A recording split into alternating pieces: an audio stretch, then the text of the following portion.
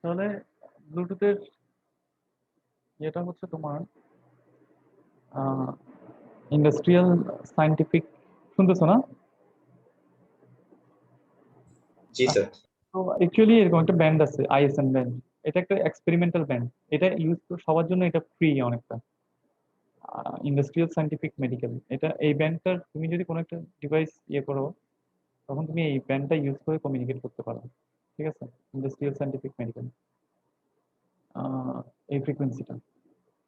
এরপর হচ্ছে, যেমন ধরো তুমি চাইলেই কিন্তু মোবাইলের কমিউনিকেশনের জন্য যে ফ্রিকোয়েন্সিটা, ওইটা তুমি ইউজ করতে পারবে না, বাট এটা তুমি ইউজ করতে পারবে।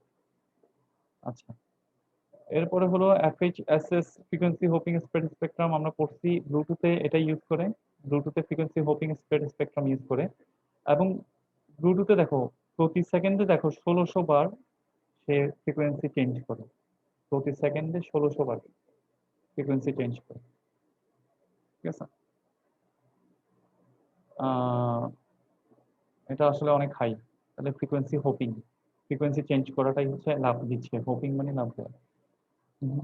ব্লুটুথের মডুলেশন টেকনিক যেটা ইউজ করে, এটা হলো তোমার জিএফএসকে। আমরা এফএসকে পড়ছি, ফ্রিকোয়েন্সি শিফট কি। হ্যাঁ, ব্লুটুথে ইউজ করা হচ্ছে জিএফএসকে, এটা এক ধরনের এফএসকে, এবং এটাকে বলে গসিয়ান। হ্যাঁ, তাহলে এটাতে আর আমরা যাচ্ছি না। গসিয়ান ফ্রিকোয়েন্সি শিফট কি, এটাতে আমরা যাচ্ছি না। আহ, এটা ইউজ করে ব্লুটুথে। ব্লুটুথে তোমার, যেটা তোমার টিডিএমএ টেকনিক ইউজ করে মাল্টিপল অ্যাক্সেসের জন্য, টিডিএমএ technique, time division multiple access. তার মানে হচ্ছে ব্লুটুথের মধ্যে যে ডিভাইস গুলো কমিউনিকেট করতেছে, ওরা এক টাইম স্লট, অনেকগুলো টাইম স্লটে ভাগ করা হচ্ছে না, মনে করো এক একটা ডিভাইস আছে। তাহলে এরা কমিউনিকেট করতেছে, একজনে টাইম স্লট টি1 পাচ্ছে, টি1 এ কমিউনিকেট করতেছে, আরেকজন টাইম স্লট টি2 তে কমিউনিকেট, তার ডেটা পাঠাচ্ছে, তার ফ্রেম পাঠাচ্ছে, আরেকজন টি3 তে পাঠাচ্ছে। ঠিক আছে? এক একজন এক একটা টাইম স্লটে তার ডেটা পাঠাচ্ছে। ঠিক আছে? এরপরে হলো তোমার ব্লুটুথে দুই ধরনের লিঙ্ক ইউজ করা হয়। একটা হচ্ছে তোমার সিনক্রোনাস কানেকশন লিঙ্ক, আর একটা হচ্ছে asynchronous connection link. Synchronous connection link এবং অ্যাসিনক্রোনাস কানেকশন লিঙ্ক।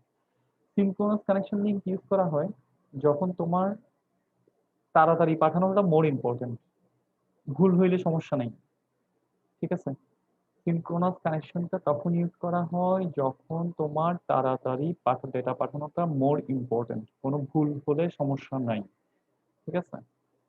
তাহলে এই ক্ষেত্রে তোমার যেমন ধরো অডিও, অডিওর ক্ষেত্রে ডিজিটাইজড অডিও, এটার ক্ষেত্রে তোমার তাড়াতাড়ি পাঠানোটা ইম্পর্টেন্ট।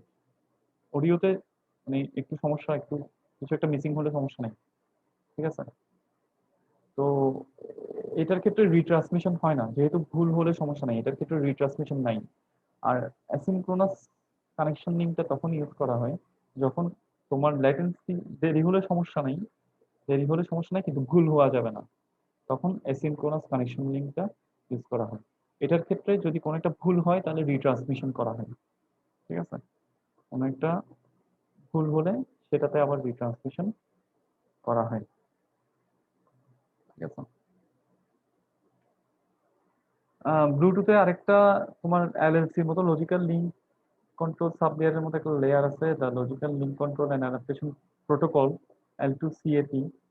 এই প্রোটোকলটা, তো এটা তোমার এসইএল লিঙ্কে, এসইএল লিঙ্ক যখন তুমি ইউজ করবা তখন L2CAP এই প্রোটোকলটা ইউজ হবে। এটা, এটার ডিটেল আপাতত দরকার নেই। ঠিক আছে? তো তোমার L2CAP-র আরেকটা কাজ বলতেছে হলো তোমার লজিক্যাল অ্যাড্রেসিং, মানে, ঠিক আছে, লজিক্যাল অ্যাড্রেসিং করা। ফর এক্সাম্পল, তুমি যদি মাল্টিকাস্ট করতে চাও, মনে করো তুমি তুমি একই সাথে, মাল্টিকাস্ট মানে হচ্ছে একই সাথে অনেককে পাঠানো। Multicast address, multicast IP address, তোমরা unicast IP, unicast multicast broadcast. Broadcast মানে হচ্ছে সবার কাছে পাঠানো, মাল্টিকাস্ট পাঠানো মানে হচ্ছে অনেকের কাছে পাঠানো। এখানে অনেকগুলো নোড আছে। তাহলে তুমি যদি এদেরকে সবার কাছে পাঠাচ্ছ না, তুমি অনেকের কাছে পাঠাচ্ছ। তুমি যদি পাঁচটার কাছেই পাঠাইতে, এখানে পাঁচটার কাছে পাঠাইতে, এটা হচ্ছে ব্রডকাস্ট। কিন্তু এখন পাঠাচ্ছ তিনটার কাছে, তাহলে এটা হলো মাল্টিকাস্ট।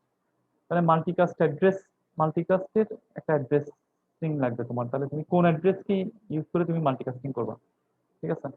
তাহলে এই এই মাল্টিকাস্টের জন্য যে লজিক্যাল অ্যাড্রেসিংটা, গ্রুপ অ্যাড্রেস দেয়া, এটাকে একটা গ্রুপ অ্যাড্রেস দেয়া, এটা তোমার L2CFE করে। ঠিক আছে? Logical link control and adaptation protocol. এবার হচ্ছে আসো প্যাসিভ হাব। প্যাসিভ হাব হচ্ছে তোমার জাস্ট একটা কানেক্টর। ঠিক আছে? এটা হচ্ছে এক এক জায়গা থেকে যে ডিভাইসগুলো একটা, যদি একটা প্যাসিভ হাবের সাথে কানেক্ট হয়, সবাইকে শুধু কানেক্ট করবে। ঠিক আছে? এবং এই জায়গাটায় সবার মধ্যে কলিশন হবে, কলিশনটা হবে এই জায়গায়। এটা হচ্ছে প্যাসিভ হাব। এটা আর কিছু করে না, জাস্ট একটা কানেকশন পয়েন্ট। প্যাসিভ হাব হচ্ছে জাস্ট একটা connection point, connecting different devices. ঠিক আছে? আচ্ছা, এবং এটাকে এখানে বলছে এটা ফিজিক্যাল লেয়ারও নাই, এটা ফিজিক্যাল লেয়ারেরও আরো নিচে প্যাসিভ হাবটা, ইন্টারনেট মডেলে। রিপিটার, রিপিটার হচ্ছে কোনো একটা সিগন্যাল যখন কোনো একটা তোমার প্রোপাগেট হয়, তখন এটা তো অবভিয়াসলি তার ইয়ে লস হয়, এনার্জি লস হয়, সিগন্যালটার পাওয়ার লস হয়। তাহলে রিপিটার কি করে, কোন একটা সিগন্যালকে রিসিভ করে এবং সেটার অরিজিনাল বিট প্যাটার্নটাকে রিজেনারেট করে, বিট সিগন্যালটাকে আবার রিজেনারেট করে। এটাই হচ্ছে রিপিটার। ঠিক আছে?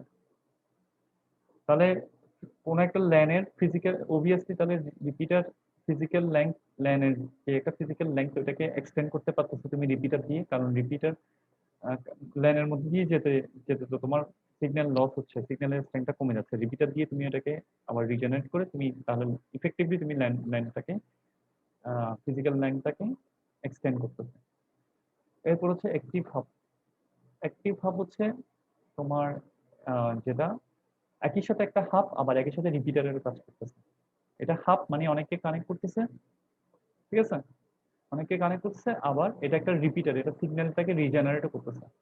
ঠিক আছে? এগুলো হচ্ছে অ্যাক্টিভ হাব। ফাইনালি আসো হচ্ছে ব্রিজ।